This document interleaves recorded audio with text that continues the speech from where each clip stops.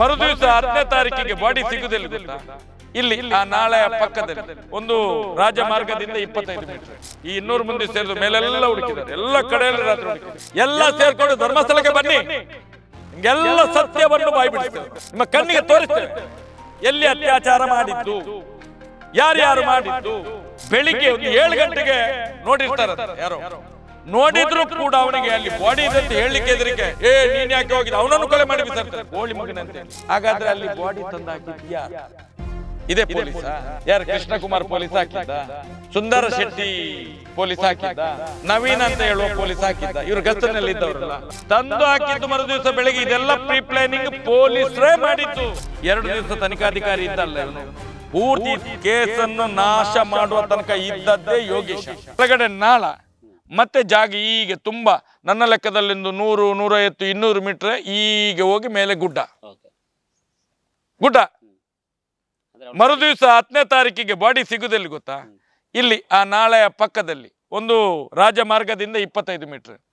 ಯಾವಾಗ ನೀರು ತುಂಬಿತ್ತಲ್ಲ 9ನೇ ತಾರೀಕಿಗೆ ಮೇಲೆಲ್ಲ ಹುಡುಕಿದ್ದಾರೆ, ಈ 200 ಮಂದಿ ಸೇರಿದ ಮೇಲೆಲ್ಲ ಹುಡುಕಿದ್ದಾರೆ, ಎಲ್ಲ ಕಡೆಯಲ್ಲಿ ರಾತ್ರಿ ಹುಡುಕಿದ್ದಾರೆ, ಬಾಡಿ ಇರಲಿಲ್ಲ.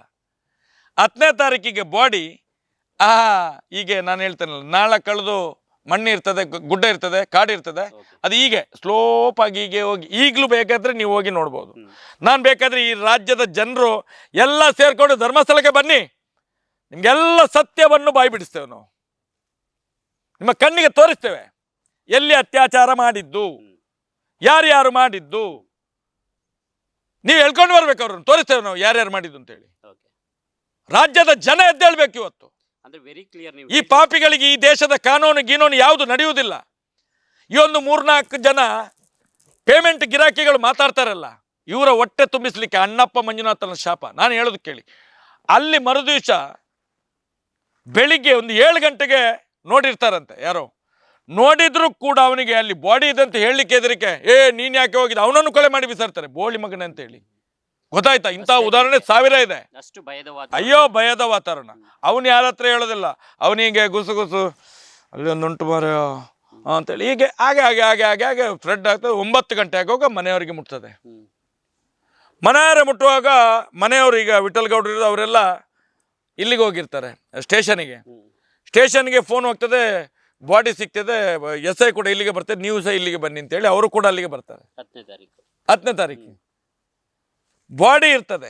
ಮೊದಲ ದಿನ ಯಾವಾಗ ನೀರು ಇರ್ತದ, ಒಂದು 7-8-10 ಫೀಟ್ ನೀರು ಇರ್ತದ, ಆ ಜಾಗದಲ್ಲಿ ಬಾಡಿ ಇರ್ತದೆ. ಅಲ್ಲಿ ಹಾಗಾದ್ರೆ ರಾತ್ರಿ 2 ಗಂಟೆ ತನಕ ಎಲ್ಲ ಜನ ಇದ್ರು. ಈ ಪೊಲೀಸಪ್ಪ ಹೇಳ್ತಾನೆ 9 ಗಂಟೆ ಮೇಲೆ ಇಲ್ಲಿ ಜನವೇ ಇರಲಿಲ್ಲ, ಪೂರ್ತಿ ರಾತ್ರಿ ನಾವೇ ಗಸ್ತು ಅಂತ ಹೇಳಿ. ಹಾಗಾದ್ರೆ ಅಲ್ಲಿ ಬಾಡಿ ತಂದು ಹಾಕಿದ್ದು ಯಾರು? ಇದೇ ಪೊಲೀಸಾ? ಯಾರು? ಕೃಷ್ಣಕುಮಾರ್ ಪೊಲೀಸ್ ಹಾಕಿದ್ದ, ಸುಂದರ ಶೆಟ್ಟಿ ಪೊಲೀಸ್ ಹಾಕಿದ್ದ, ನವೀನ್ ಅಂತ ಹೇಳುವ ಪೊಲೀಸ್ ಹಾಕಿದ್ದ, ಇವರು ಗಸ್ತನಲ್ಲಿ ಇದ್ದವರಲ್ಲ. ಒಂದು ಬ್ರೂಟಲ್ ರೇಪ್ ಆ್ಯಂಡ್ ಮರ್ಡರ್ ರಾಜ್ಯ ರಸ್ತೆಯಲ್ಲಿ ಆಗುವಾಗ ಪೊಲೀಸ್ ಎಷ್ಟೇ ಅಲರ್ಟ್ ಇರ್ಬೇಕು ಸ್ವಾಮಿ.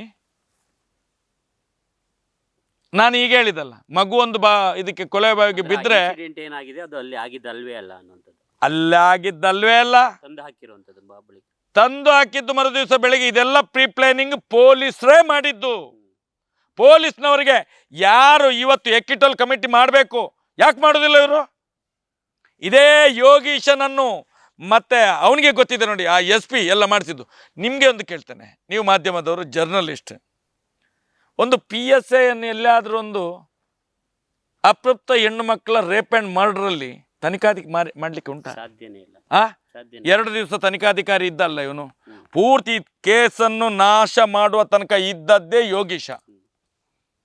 ಆಲ್ರೆಡಿ ಡಿಸೈಡೆಡ್, ಈ ಕೇಸನ್ನ ಮುಚ್ಚಿ ಹಾಕಬೇಕು ನೋಡಿ. ಇದು ಆದ ತಕ್ಷಣ ಅವರ ಧರ್ಮಸ್ಥಳದವರ ಯಾರು ಈ ಅತ್ಯಾಚಾರಿಗಳಿದ್ದಾರಲ್ಲ, ಅವರ ಪರವಾದಂಥ ವಕೀಲರ ಟೀಮು, ಪೊಲೀಸ್ ಇಲಾಖೆ, ಇವರು ಯಾರ್ಯಾರು ಅತ್ಯಾಚಾರ ಮಾಡಿದವರು ಮತ್ತು ಮುಚ್ಚಿಸಿದವರು ಎಲ್ಲರೂ ಒಟ್ಟಿಗೆ ಸೇರಿ ಮೀಟಿಂಗ್ ಮಾಡಿ, ನೀನಿಷ್ಟೇ ಮಾತಾಡಬೇಕು, ನೀನಿಷ್ಟೇ ಹೇಳಬೇಕು, TV ಅವನಿಗೆ ಇಷ್ಟೇ ಮಾತಾಡಿಸ್ಬೇಕು ಅಂತ ಎಲ್ಲ ಪ್ರೀ ಪ್ಲ್ಯಾನ್ ಆಗಿ ಮಾಡಿ ಇವರು ಈ ಕೇಸನ್ನು ಮುಚ್ಚಿಸಲಿಕ್ಕೆ ಪ್ರಾರಂಭ ಮಾಡಿತ್ತು.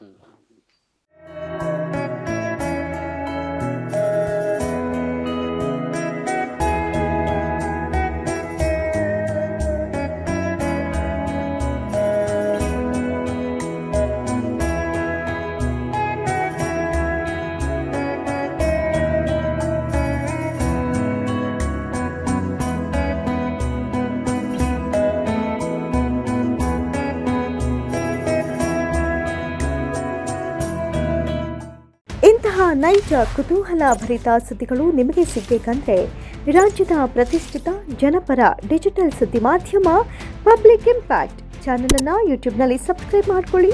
ವಿಡಿಯೋ ಇಷ್ಟವಾದರೆ ಲೈಕ್ ಮಾಡಿ, ನಿಮ್ಮಿಷ್ಟದವರಿಗೆ ಶೇರ್ ಮಾಡಿ ನಮ್ಮನ್ನು ಪ್ರೋತ್ಸಾಹಿಸಿ. ಹಾಗೆಯೇ ಫೇಸ್ಬುಕ್ನಲ್ಲಿ ಪಬ್ಲಿಕ್ ಇಂಪ್ಯಾಕ್ಟ್ ಫಾಲೋ ಮಾಡೋದನ್ನು, ಇನ್ಸ್ಟಾದಲ್ಲಿ ಜೊತೆಯಾಗೋದನ್ನು ಮಿಸ್ ಮಾಡಬೇಡಿ. ಜಾಹೀರಾತು ಹಾಗೂ ಬಿಸ್ನೆಸ್ ಪ್ರಮೋಷನ್ಗಾಗಿ ಸಂಪರ್ಕಿಸಿ 9606037450 ಅಥವಾ 9353224116.